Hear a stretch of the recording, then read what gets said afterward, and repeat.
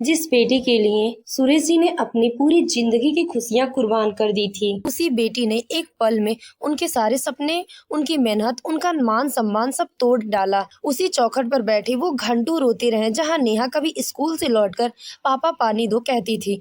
गांव के एक छोटे से घर में जब वो बेटी जन्मी थी तब उसके पिता सुरेश ने आसमान की ओर देखकर भगवान को धन्यवाद कहा। लोग कह रहे थे कि बेटी हुई है, बेटा होता तो वंश चलाता, लेकिन सुरेश ने उस नवजात को अपनी बाहों में उठाकर कहा, ये ही मेरा वंश है, मेरी शान है। गरीब थे लेकिन दिल से अमीर। सुरेश ने दिन रात मेहनत करके खेतों में, दूसरों के घर में मजदूरी, लकड़ी काटना और कभी शहर जाकर ईंट ढोना, हर सांस में सिर्फ एक सपना था, मेरी बेटी पढ़ेगी, बड़े स्कूल में जाएगी, उससे कोई ऊंची आवाज में बात नहीं करेगा। नेहा एक चुलबुली बच्ची थी। छोटी उम्र में ही उसने बोलना शुरू कर दिया था। पापा उसका सबसे पसंदीदा शब्द था। जब भी सुरेश घर आता वो दौड़कर उनके पैरों से लिपट जाती और कहती, पापा आज मुझे गोदी में लो, आज कहानी सुनाओ। एक दिन गांव में मेला लगा था। नेहा ने जिद पकड़ ली, पापा गुब्बारा चाहिए। उस वक्त सुरेश के पास सिर्फ 5 रुपए थे। वो या तो घर का आटा लेता या गुब्बारा, लेकिन बेटी की आंखों की चमक देखकर उसने गुब्बारा खरीद लिया और खुद भूखा सो गया।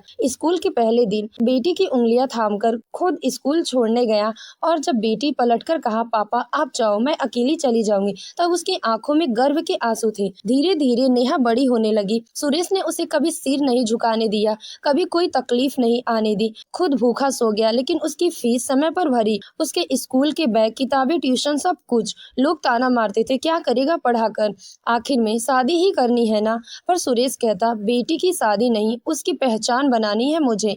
नेहा ने बीए किया, फिर बीएड करने लगी। सुंदर थी, समझदार थी, लेकिन कॉलेज में उसकी मुलाकात रोहित नाम के लड़के से हुई। पहले दोस्ती, फिर बातें, फिर मिलने जुलने का सिलसिला। रोहित मीठी बातें करता, नेहा को लगता था कि रोहित अच्छा लड़का है। रोज वह नेहा से मिलने की कोशिश करता, कभी मंदिर में, कभी रास्ते में, और हर बार वो बस एक ही बात कहता, नेहा तुम इस गांव के लिए नहीं बनी हो, तुम बहुत बड़ी चीज हो, तुम्हारी सुंदरता तुम्हें इस गांव में खत्म कर देगी। नेहा पहले तो झिझकी, लेकिन धीरे धीरे रोहित की मीठी जाल में फंसने लगी। उसने नेहा को सपने दिखाने शुरू किए, मॉडलिंग के, फिल्मों के, बड़े बड़े ब्रांड्स के विज्ञापनों के। तुम्हारा चेहरा करोड़ों में एक है नेहा, मुंबई में कितनी लड़कियां मेरे पास आती हैं, लेकिन तुम्हारे जैसी कोई नहीं। अगर तुम मेरे साथ चलो तो मैं तुम्हें बहुत बड़ा नाम बना सकता हूँ।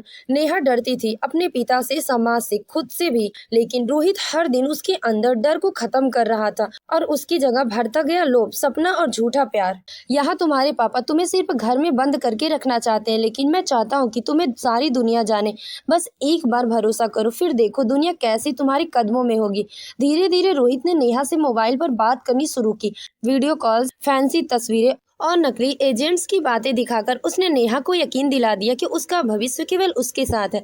और फिर एक रात नेहा घर से भाग गई। पापा की पगड़ी, माँ की ममता और परिवार की इज्जत सब कुछ छोड़कर आई, सिर्फ एक धोखे के पीछे। सुबह जब सुरेश को चिट्ठी मिली, पापा मैं रोहित से शादी कर रही हूँ, आप नाराज मत होना। वो चिट्ठी हाथ में लिए पूरे गाँव में जैसे कोई शोर ही नहीं था। आंसू निकल रहे थे, बस गला सूख गया था। पत्नी छाती पीट रही थी, किस जन्म की सजा मिली है सुरेश। पड़ोसी फुसफुसा रहे थे, इतनी पढ़ाई का यही नतीजा निकला। और सुरेश खड़ा रहा जैसे किसी ने जमीन में गाड़ दिया हो। उसने बेटी के कमरे में जाकर एक वो छोटा गुलाबी झूला देखा जहां नेहा को गोदी में झुलाया करता था।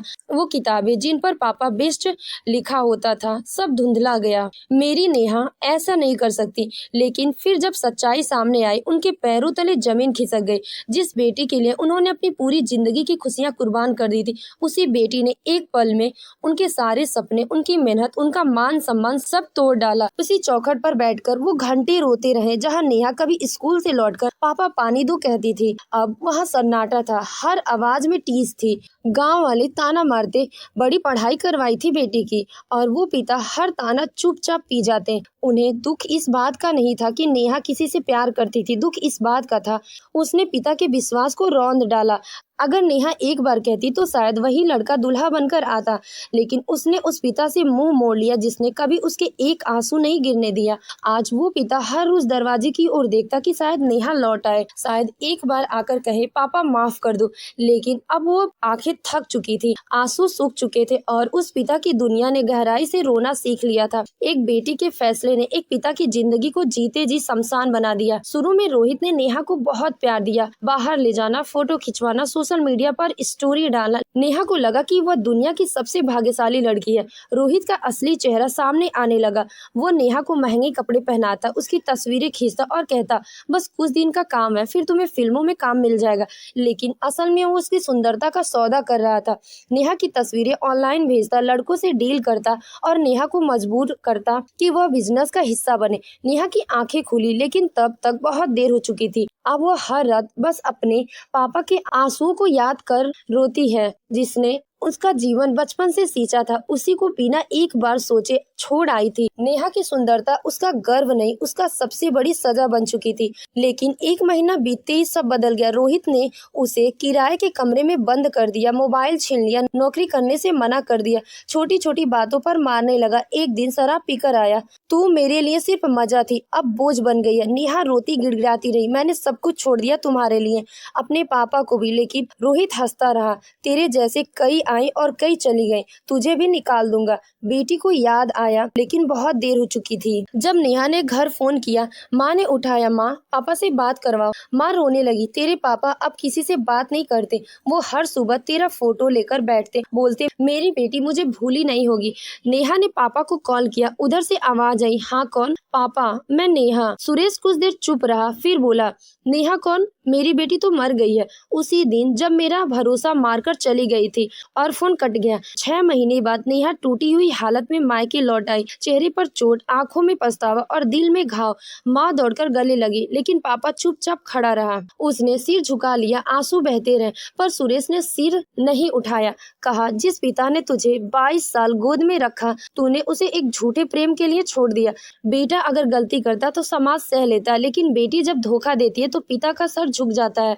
नेहा फूट फूट कर रोई। पापा, एक बार कह दो, मुझे माफ कर दिया। सुरेश ने बस इतना कहा, जा माँ के साथ रोटी खा ले, भूखी होगी। मेरे लिए तो तू अब भी सिर्फ एक मेहमान है। आज भी नेहा अपने पिता की आंखों में कभी वो पुराना प्यार ढूंढती, लेकिन उसे सिर्फ खालीपन मिलता। वो हर साल अपने जन्मदिन पर वही सवाल खुद से पूछती, क्या एक लड़की का प्यार इतना सस्ता होता कि वो पिता की कुर्बानी भूल जाए? आज के दौर में जब लड़कियां शिक्षा, आत्मनिर्भर और अपने भविष्य को लेकर सजग हो रही हैं, वही कुछ लड़कियां भावनाओं में बहकर ऐसे फैसले ले लेती हैं जो पूरे जीवन को बर्बाद कर सकते हैं।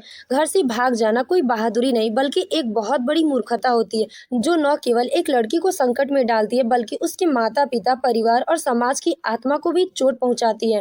पहली शिक्षा ये है कि किसी के दिखावे या मीठी बातों में आकर जीवन का इतना बड़ा निर्णय न लें। अक्सर लड़कियां किसी लड़के से प्यार में इस कदर बह जाती हैं कि वो समझ नहीं पाती कि सामने वाला उसका भला चाहता है या उसका इस्तेमाल करना। भावनाएं क्षणिक होती हैं, लेकिन एक गलत फैसला जीवन भर का पछतावा बन सकता है। दूसरी बात ये समझनी चाहिए कि माता पिता के त्याग और उसके संघर्षों को नजरअंदाज नहीं करना चाहिए। एक पिता अपने बच्चों की खुशी के लिए कितनी कुर्बानियां देता है, ये शायद कोई बेटी नहीं देख पाती। जब वो किसी के साथ भागने का फैसला करती है, जिस बिस्तर पर वो चैन से सोती है, वह माँ बाप की रातों की नींद से खरीदी गई होती है। तीसरी शिक्षा यह है कि मुश्किल या असहज परिस्थितियों में भागना हल नहीं होता। भागने की वजह संवाद ज्यादा कारगर होता है। अगर आपको घर पर किसी बात की परेशानी हो या आप किसी से प्यार करती हो, तो माता पिता से खुलकर बात करें। हर मुद्दे का समाधान बातचीत से निकाला जा सकता है। चौथी और सबसे महत्वपूर्ण बात, आत्मसम्मान और सुरक्षा सबसे ऊपर है। जो लड़की घर से भागती है, वे अपने ही जीवन को खतरे में डाल देती है। समाज में कई ऐसे उदाहरण हैं जहां भागकर शादी करने के बाद लड़कियों को प्रताड़ना, धोखा या मानसिक शोषण का शिकार होना पड़ता है। इन्हें न घर मिल पाता है, न प्यार। अंत में बेटियों को ये सिखाना चाहिए कि वे अपने फैसले में परिपक्व बने। सपने जरूर देखें, लेकिन उन्हें साकार करने के लिए सही मार्ग चुनें। अपने माता पिता को विश्वास में लें, अपने जीवन का सम्मान करें और खुद को कभी किसी के झूठे प्रेम में इतना ना खो दें कि अपना अस्तित्व ही गंवा दें। घर से भागने वाली लड़कियां सिर्फ अपने नहीं, पूरे परिवार के भविष्य को अंधेरे में ढकेल देती हैं। इसीलिए आज की लड़कियों को चाहिए कि वे सोच समझकर निर्णय लें, भावनाओं से ज्यादा विवेक से काम लें और अपने माता पिता के भरोसे को टूटने ना दें। तो दोस्तों, हमारी कहानी आपको कैसी लगी? कमेंट बॉक्स में अपनी राय जरूर दें। कहानी अच्छी लगी हो तो वीडियो को लाइक करें और हमारे चैनल को सब्सक्राइब करना ना भूलें। धन्यवाद।